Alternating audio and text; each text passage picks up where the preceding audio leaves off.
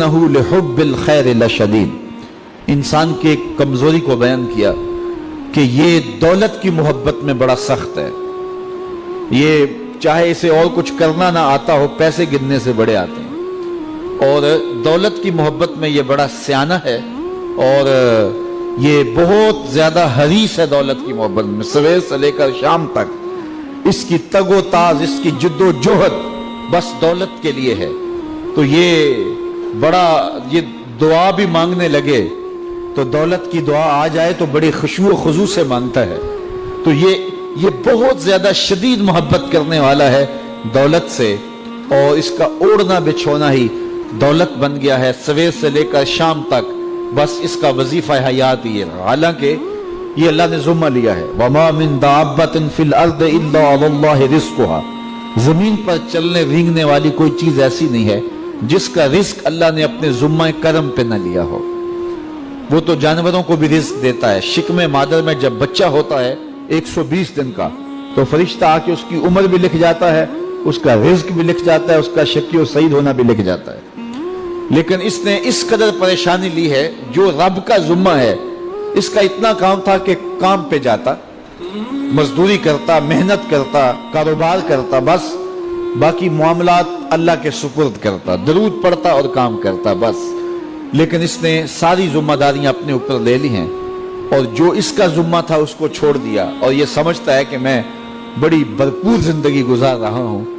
زندگی کی مقصدیت سے اس حب دولت نے اس کو دور کر دیا ہے. حب دولت نے اس کو ہٹا دیا کہ اس کے آنے کا مقصد کیا تھا، یہ دنیا میں آیا کس لیے ہے. من کان فی ہذہ اعمی فہو فی الآخرۃ اعمی واضل سبیلا، جو اس دنیا میں اندھا رہا کل قیامت کے دن بھی نابینا اٹھایا جائے گا. اس سے ان آنکھوں کی بے نوری مراد نہیں ہے، اس سے دل کی بے نوری مراد ہے. تو جس نے آ کے دل سے آشنائی حاصل نہیں کی، من کا چراغاں ہی نہیں جس کو نصیب ہو سکا، مقصد حیات زندگی کا شعور جسے نصیب نہیں ہو سکا، میں دنیا پہ آیا کیوں تھا، تو اس نے پھر پایا کیوں. رزق تو چیونٹی بھی کما لیتی ہے، یہ اشرف المخلوقات کیسے ہے. صبح اپنی بل سے نکلتی ہے، رزق حلال کماتی ہے، کسی کو ضرر نہیں دیتی، خود بھی کھاتی ہے، بچوں کو بھی کھلاتی ہے، موسم برسات کے لیے جمع بھی کر لیتی ہے. اگر یہی وظیفہ ایک انسان کا بھی ہو اور اس سے بڑھ کر کچھ بھی نہیں ہے، تو کیا فرق رہ گیا انسان میں اور ایک چیونٹی میں. مقصد حیات کیا ہے اس کا.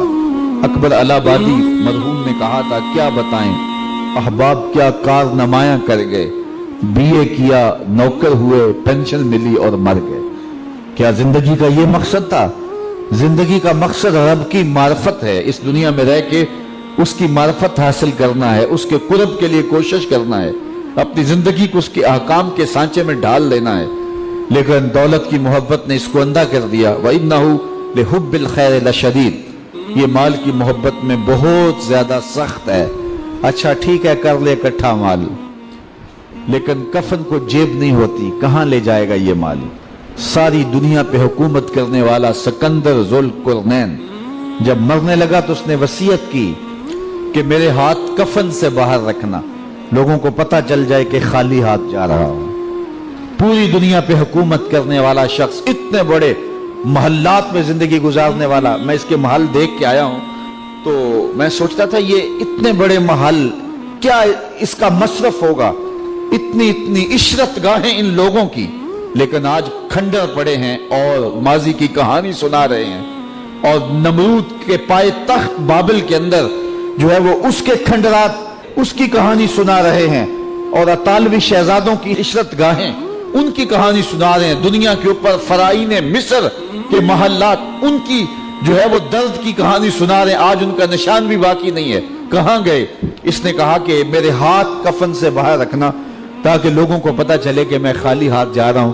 یہ آخری وقت پتہ چلا، کاش کہ زندگی میں اس کی خبر ہو جاتی کہ کفن ایسا لباس ہے جس کو جیب نہیں ہوتی، اور یہاں عمل پہلے سے بھیجنے ہوتے ہیں اور وہاں جا کے وصول کرنے ہوتے ہیں. خوش نصیب ہیں جو زندگی کی مقصدیت سے آگاہ ہو جاتے ہیں.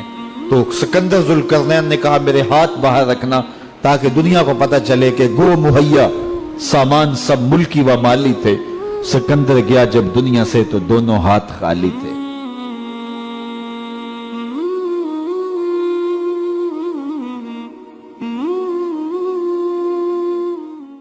الحارى ونرسل العطر من روض الهدى الزاهي ويشرق السلم أنوارا وأنوارا.